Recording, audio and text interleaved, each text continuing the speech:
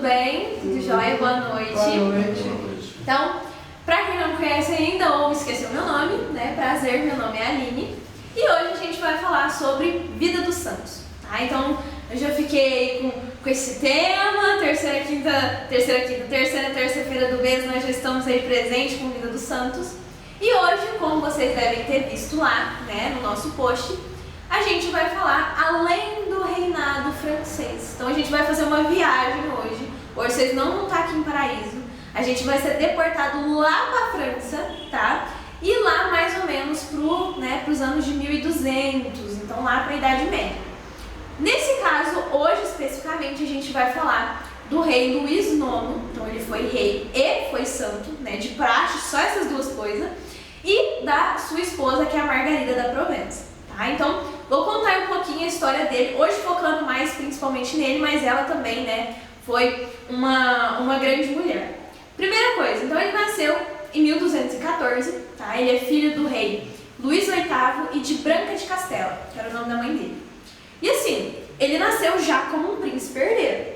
Vamos fazer a nossa viagem lá pra França, vocês imaginam, né? Aqui a gente tá aqui com 3x3, né? 3 meninos, 3 meninas. Então vocês imaginam você nascer e falar assim, poxa, eu vou ser rei.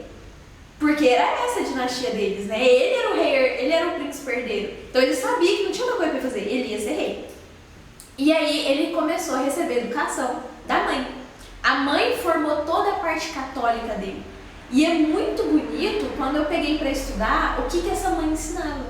Gente, ela passou tudo para ele, a beleza da Igreja Católica, ela passou a beleza dos sacramentos, ela passou a beleza de tudo. Tanto que no livro, quando eles vão contar a história dele, conta uma frase que a Branca de Castela falava pro São Luís, que ela virava para ele e falava assim, olha meu filho, eu te amo muito, muito mesmo, mas eu preferia ver você morto do que cometendo um pecado mortal.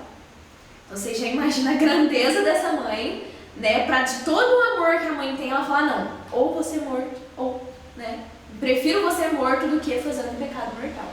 Então foi nessa realidade que essa alma ela foi formada, essa grande alma. E aí, né, depois aí de um certo tempo, ele assumiu o reinado dele.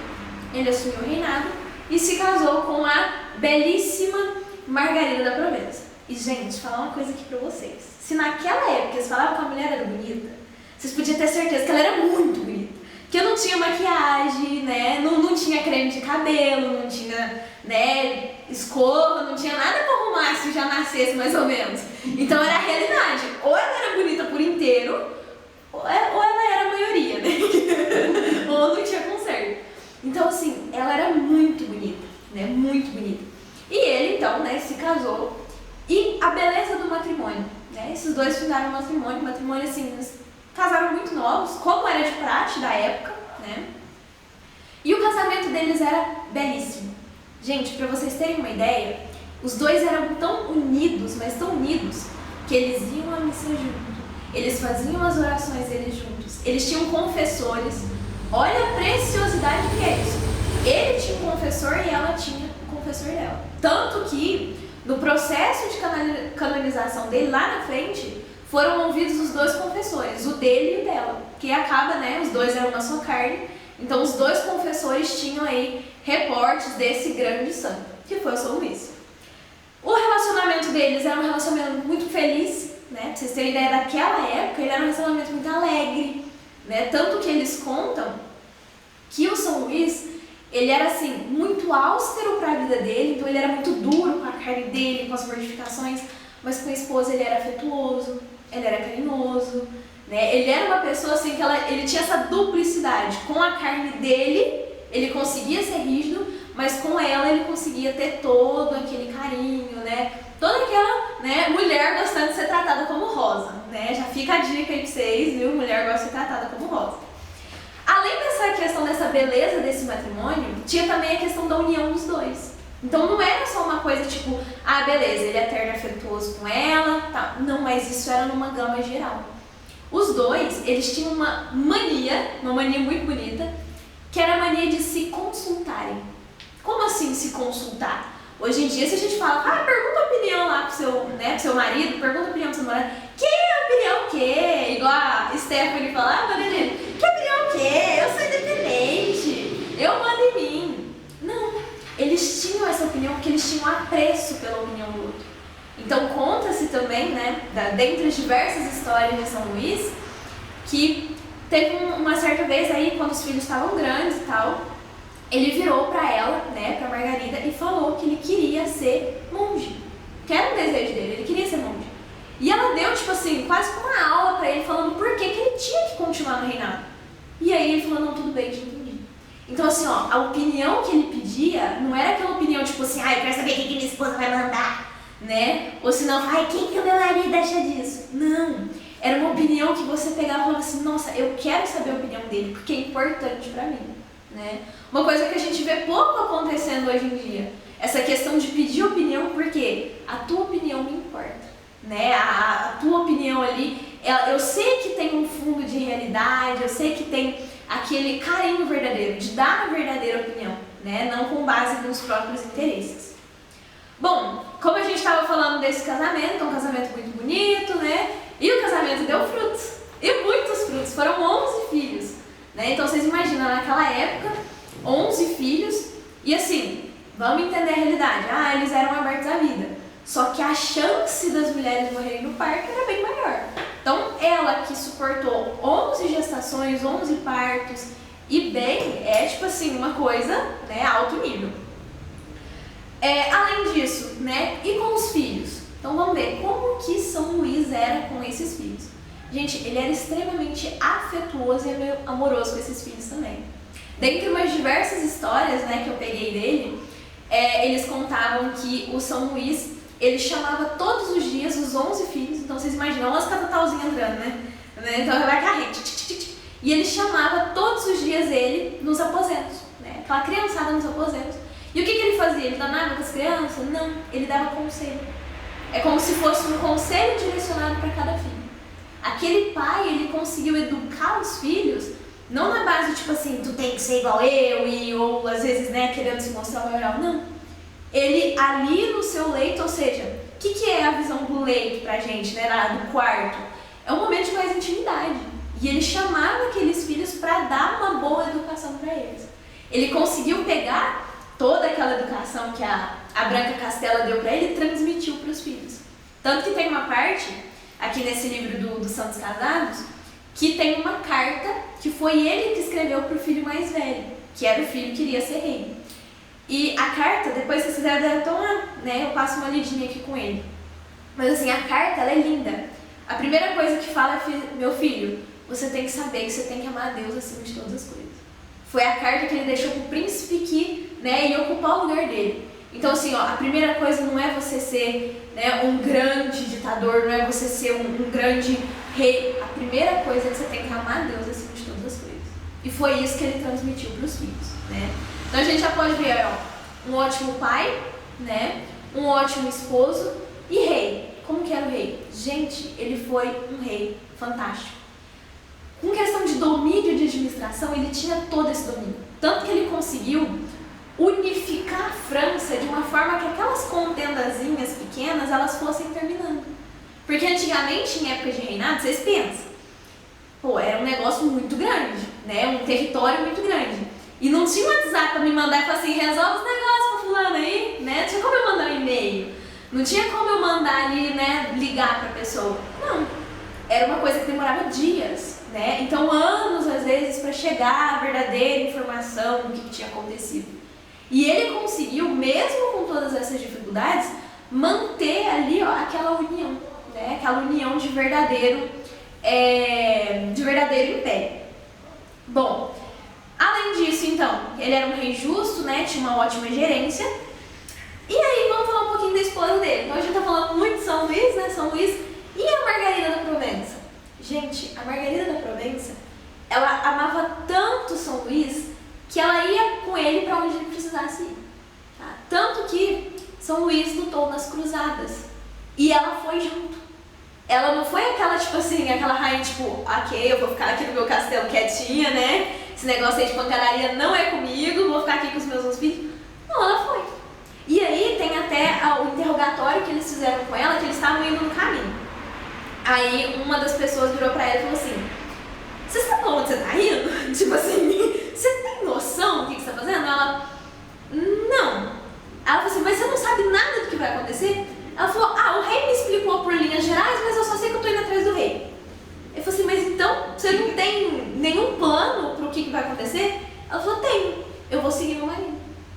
Então assim, ela era uma esposa companheira. Ele precisava dela lá e ela simplesmente falou, eu vou. Né? Aquela esposa disposta, aquela esposa que está ali pronta para ajudar. Até que isso, né, eu estava estudando esses dias, um dos conceitos da submissão, mulheres, sejais submissas aos vossos maridos. Submissão tem a ver com isso. Uma missão, aquela que ajuda o outro a suportar aquela missão. Então foi isso que ela fez. Você vai para as cruzadas? Eu vou te apoiar. Né? Ela não sabia para onde ela estava indo, ela não sabia o que ia acontecer. Mas ela foi. Então já vê aí a união dos dois. Bom, São Luís, ele tinha uma grande admiração pelas ordens de monges, principalmente a dominicana, franciscana e a cisterciense.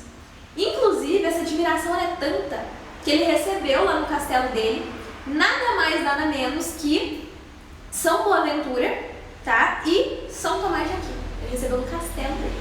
Vocês imaginam você chegar com a mesa assim e saber, São Tomás de Aquino vai vir comer aqui comigo hoje, né? Fiz um franguinho para São Tomás aqui, não dá, né? Vocês imaginam a grandeza desse homem. A hora que eu estava estudando, eu fiquei imaginando, falei, gente, imagina que legal. São Boaventura, São Tomás de Aquino, São Luís, então assim, era um convite de santo, a mesa de santo ali, pronto, né? A Deus estava até junto assim, ai que legal, gente, reunião aqui, né? Vamos antecipar o céu aqui. Por quê? 3 grandes santos, né? Então vocês já imaginam aí a beleza que era esse castelo, né? A preciosidade que era a religiosidade desse castelo. Bom, falando aí dos feitos de São Luís, ele foi o responsável por trazer as relíquias da Coroa de Espinhos para Paris. Ele reportou tudo isso, então ele que conseguiu a caravana para ir lá buscar as relíquias da Coroa de Espinhos e trazer, né? Hoje em dia eu acredito que deve estar no Museu de Paris, mas aí ele trouxe lá, né, para Paris. Tanto que tem uma coisa muito legal que eu vi sobre São Luís, que às sextas-feiras ele não permitia que ninguém no reinado inteiro usasse adorno de cabeça. Tipo, mulher usa tiara, coroa, qualquer adorno de cabeça ninguém podia usar, né? Desde servos a os do reinado lá. Por quê? Sexta-feira era o dia que Jesus foi coroado. Então assim, ele tinha essa visão que o verdadeiro rei foi coroado de espinhos na sexta-feira, então ninguém vai usar, né, nenhum adorno de cabeça. Daí o tamanho do respeito, a piedade, né? Hoje em dia a gente pensa assim, mas o que tem a ver, né? Não quer dizer a mulher colocou uma tiara na cabeça para prender o cabelo que estava muito bagunçado, não tem nada a ver com o adorno de Cristo, mas olha a piedade de raciocinar isso, né? De pensar, olha, ninguém vai colocar adorno porque é o dia que Jesus foi crucificado. Então, a beleza, aí vocês já conseguem ver o tamanho dessa alma, né? Como eu falei para vocês, ele lutou na sexta e na sétima cruzada, tá? Então ele foi para as cruzadas, ele morreu falando, iremos a Jerusalém. Então a morte dele, as últimas palavras dele foi isso, iremos a Jerusalém. Só que é uma parte bonita do livro que fala que ele não conquistou a Jerusalém terrestre, mas foi em prol da Jerusalém celeste, né? E foi canonizado, ele morreu em 1270 e foi canonizado em 1297. Então assim, conseguem ver a grandiosidade dessa alma? Vocês imaginam a gente vivendo lá, nesse lugar? Imagina, gente, que preciosidade. Se a gente fosse, por exemplo, um filho de São Luís, poxa, o rei, né, que chama nos aposentos e que dá grandes ensinamentos. Quem que não ia querer ter uma vida assim? Né? Ou às vezes, às vezes algum parente do rei, ou às vezes ser até o próprio rei. Se imaginem nesse momento, dá um pontinho aí de criança, de lembrar do Era Uma Vez, né, contando uma história. Imagina você sendo esse rei. Muito bonito, não é? Lindo, maravilhoso. Só que assim, essa é a história dele. Só que será que é só isso a história dele? Será que assim, tá, beleza, ele foi um grande rei, um grande monarca, um grande marido, um grande esposo, morreu, foi pesquisado, pronto, foi pro céu. Vamos ver os pormenores agora. Então agora a gente vai ver o cotidiano. Aqui a gente falou muito dos feitos, né, do que ele fez. Bom, aí vocês vão me responder o seguinte, vou falar essa segunda parte e vocês vão ver se vocês iam continuar querendo ser, né, ou a Margarida da Provença, ou o rei, né, São Luís, ou às vezes alguns filhos deles. Primeira coisa, São Luís não escolheu a profissão dele. Vocês lembram que eu falei que era um príncipe herdeiro? E se ele não quisesse ser um príncipe herdeiro? Problema dele, ele ia ter que ser um príncipe herdeiro, ele não tinha opção. Então, ele queria ser monge. Não, mas ele não podia ser monge. Ele tinha o traçado dele determinado. Alguém que teve o seu traçado determinado quando nasceu, tu vai fazer isso, né? A Érica, ela é filha de advogado, então tu vai ser advogado. Não, mas eu quero ser professora. Problema seu, você vai ser advogado. Ninguém teve isso. Todo mundo pôde aqui, né, escolher qual futuro tomar, escolher mudar de futuro, né? Tem gente que pega ali e faz 5 faculdades uma vez. Eu quero essa, não, agora eu quero essa. Eu falei que São Luís assumiu o reinado, né? Sabe o que quer dizer assumir o reinado? Quer dizer que o pai morreu.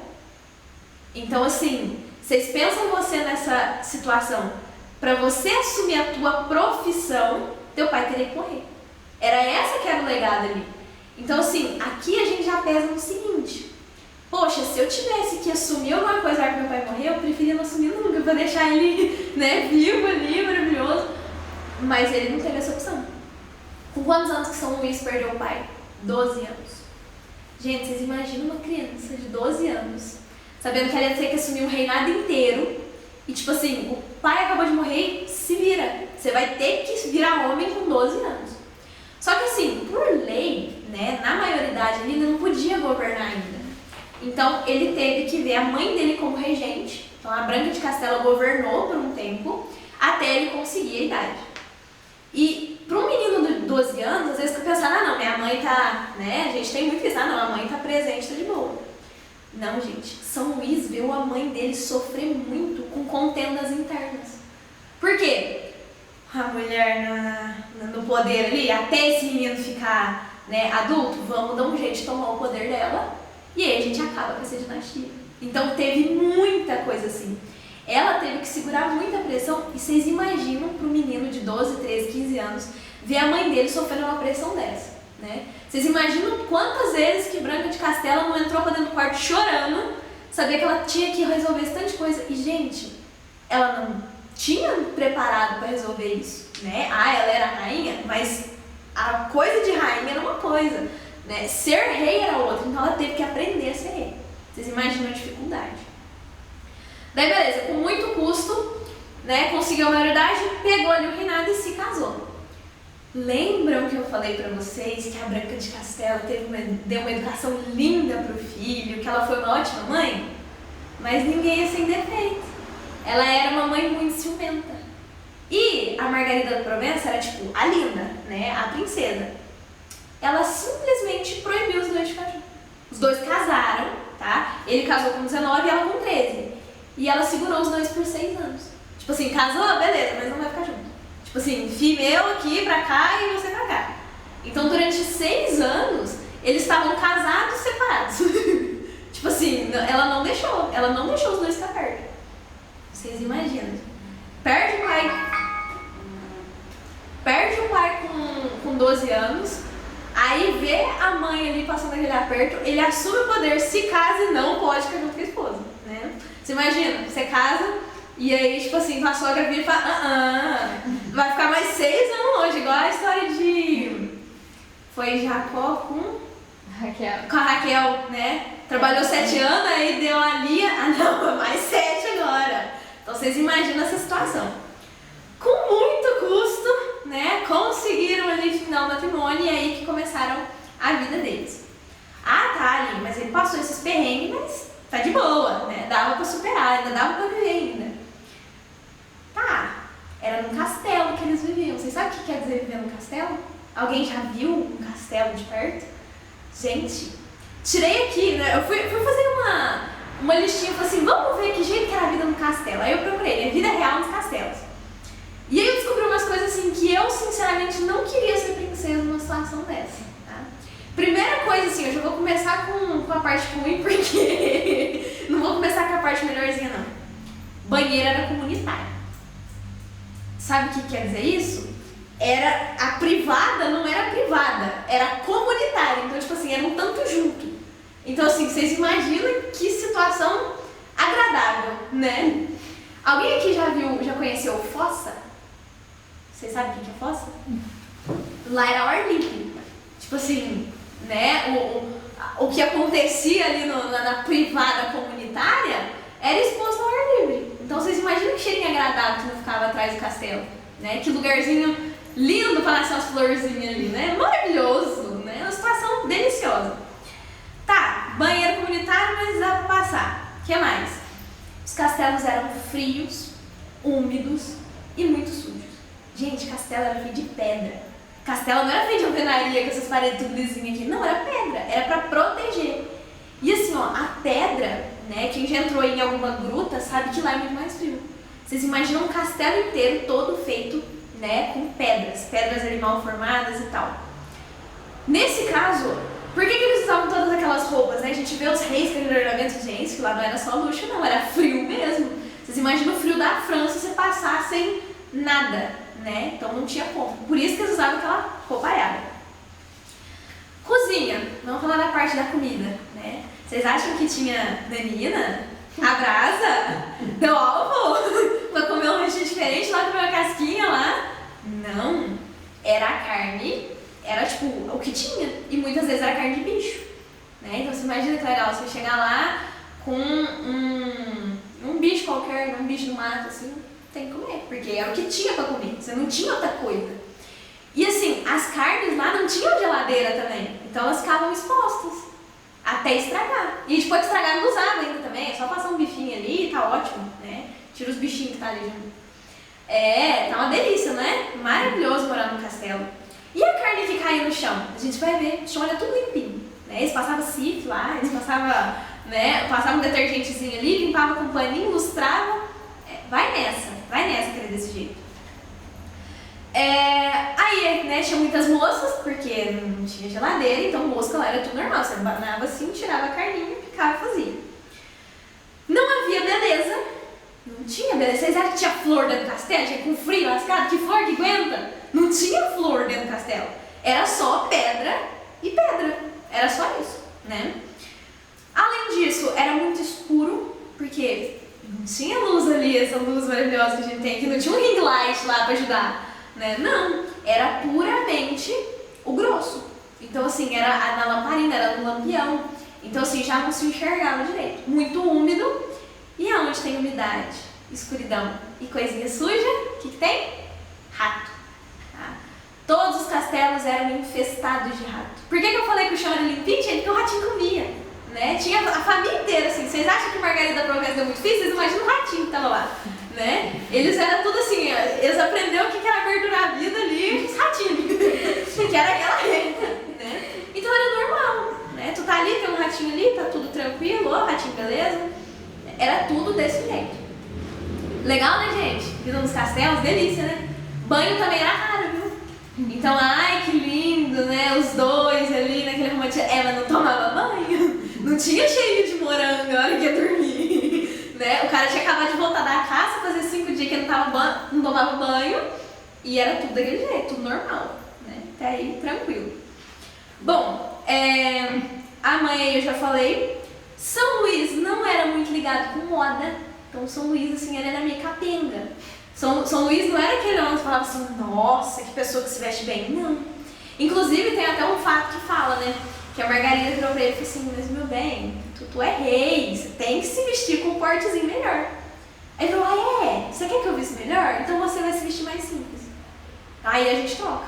E ela não queria descer da pose dela, lógico, né? Rainha, pô, ela queria usar os artefatos dela. Então assim, ele já não era muito ligado com moda. Se quisesse um homem bonito, você já não tinha São Luís, né?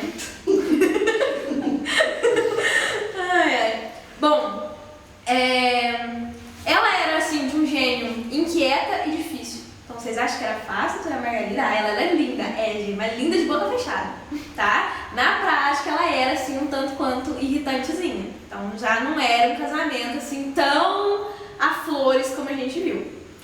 Bom, como a gente já tinha falado, ela teve 11 filhos e foram 2 mortes, né? Então dos 11, 9 que sobreviveram.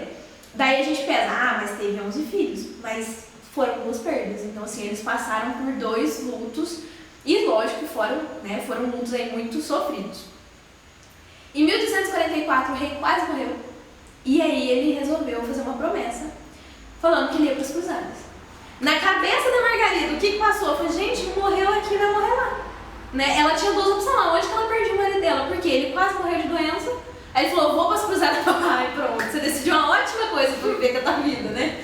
Ai, eu superei da doença, vou pra guerra. Parabéns, parabéns, São Luís. Então, vocês imaginam, né? Aí a gente fala, nossa, que bravura desse homem. Ele foi lá, né, para as cruzadas e tal. Sim, ele foi, né? Mas pensa na cabeça da Margarida.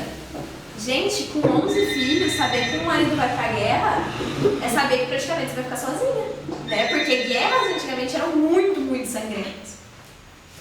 Então, ele foi pra guerra e aí foi lá a Margarida junto com ele, né? Então, em 1249, eles partiram com essa caravana pro Egito. De França ao Egito. Sabe o que isso quer dizer? Pesquisei, gente. 4.958 quilômetros. Tá, que dá da França ao Egito. Vocês acham que eles foram de carro, gente, né? Não foram de carro. Eles foram de cavalo, foram de charrete. E aí eu fui fazer uma pesquisa, como eu já entendo um pouquinho dessa área, né? Mais ou menos, assim, bem mais ou menos, um cavalo anda por dia 40 km. Mas assim, um cavalo bom, lógico, tentar, ok, 40 km. Isso significa que num total de 4.958 km, eles gastaram 124 dias para chegar no Egito. Vocês imaginam 124 dias num cavalo assim, ó. E sem mais nada pra fazer, porque era só na cavalo. Tipo, você acordava no cavalo, você ia dormindo no cavalo. 124 dias. Fora parada, fora troca de animais, fora comércio, fora tudo. 124 dias. Sofrido, né? Difícil, imagina 124 dias andando a cavalo. Pois é. Chegaram lá, São Luís foi um grande homem e venceu a guerra. Não, ele perdeu. Ele foi derrotado, tá? Foi derrotado e foi levado em cativeiro. Então ele foi levado como escravo. Naquela época, gente, era um dos maiores vexames para um homem que ia lutar na guerra e ser levado como cativo, ainda mais o rei. Vocês imaginam o bafafá que não foi lá na França, falando, o rei, você ficou sabendo que o rei foi cativo, mas também o rei não sabe lutar, não sabia fazer nada. Vocês imaginam a picuinha que foi, né, saber que o rei foi cativo. E outra, o rei foi cativo, ele ficou lá durante um tempo, preso, né? E aí, junto ali com aquela prisão, ele ficou sabendo que a mãe dele morreu.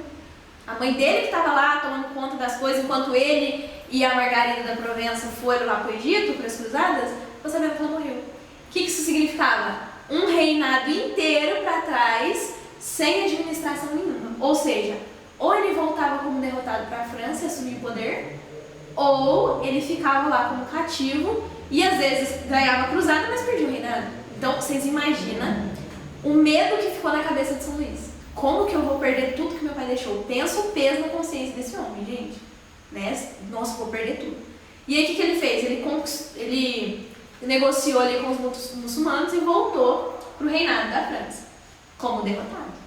Então, todo mundo lá falava que, pô, o rei, né? O rei baixou a guarda, o rei não deu conta. E aí, em 1267, ele voltou de novo lá para as cruzadas, porque falou, não, agora vai. Ele voltou para lá de novo. Só que, gente, vocês acham que ele morreu no campo das cruzadas, lutando pela Terra Santa? Não. Enquanto eles estavam esperando para poder dar o ataque correto, toda a tropa dele foi praticamente dizimada com cólera. Tá? O que é a cólera? Cólera é uma doença que ela dá vômito, náusea, enjoo, diarreia e fortes dores no estômago. Então assim, ó, ele morreu à míngua com cólera em 1270. Então ele ficou 3 anos padecendo com essa doença para depois morrer, né, dessa forma. Agora, né, que a gente já conheceu esses dois lados, derrotou nas cruzadas, você escutou? Ele derrotou 2 vezes. Uma ele foi derrotado pelos muçulmanos e a outra ele foi derrotado pela cólera, pela doença. Então assim, falar que ele foi santo porque lutou nas cruzadas não tem como. Ele foi santo pela vida comum dele. Por mais que ele tenha feito grandes fatos, por mais que ele tenha feito grandes coisas, ele só foi santo devido aí a essa vivência dos dias. A vivência, como todos os dias ser um rei justo. Como todo dia, apesar do gêniozinho difícil ali da Margarida da Provença, ele conseguia refutar. Por mais que às vezes um filho tinha brigado com o outro, ele conseguia passar por cima disso, né? Como eu quis mostrar nessa parte ruim, poxa, a vida dos castelos, né? Que vida triste. Depois que eu acabei de ver, né, que eu pesquisei lá sobre os castelos, eu falei, gente, que nojo, né? Tensa. Ah, não tem como, né? Você vai se imaginar numa situação dessa, não. E hoje? A gente não tem as mazelas de hoje, né? A gente não tem as dificuldades de hoje. Ah, os casamentos. Nossa, o casamento dele era alegre, era feliz, tá? Mas eles tinham também os probleminhas dele. Então, assim, ó, parem de olhar para, às vezes, uma outra pessoa, às vezes até um famoso que a gente conhece, né? Ah, pega o pessoal lá que veio aqui com a gente de Santo Dom Bosco. Nossa, a vida deles deve ser perfeita, né? Ai, nossa, mas olha, vocês viram como é que ele é assim? Não, gente, ninguém é perfeito. Ninguém é 100% 200, né? E tomar banho assim uma vez a cada 15 dias. Imagina que delícia, gente, esse calor do Brasil, você toma banho uma vez a cada 15 dias, né? Não passa nem gambá perto, não passa. Então, por que eu dei essa aula, né? Por que eu falei desse jeito? A Aline, mas a primeira história estava tão linda, saber, né, que ele recebeu santos na casa dele, saber que o casamento dele era maravilhoso. O que você fez? Você acabou com o nosso imaginário? Exato. E se eu conseguir fazer isso, eu cheguei no final da minha aula bem. O que eu realmente quis mostrar para vocês é que parem de romantizar a história dos santos, porque ela não era toda frufruzinha assim. A gente às vezes tem mania de olhar para o santo e falar, olha, né, como ele fez tal coisa, e realmente ele fez, mas ele também teve uma vida comum e às vezes a gente se esquece disso. Gente, São Luís também tinha problema com os filhos. Ah tá, São Luís não precisava preocupar se o filho dele ia falar menine, né, se o filho dele ia falar Lunix, né, ele não preocupava com isso.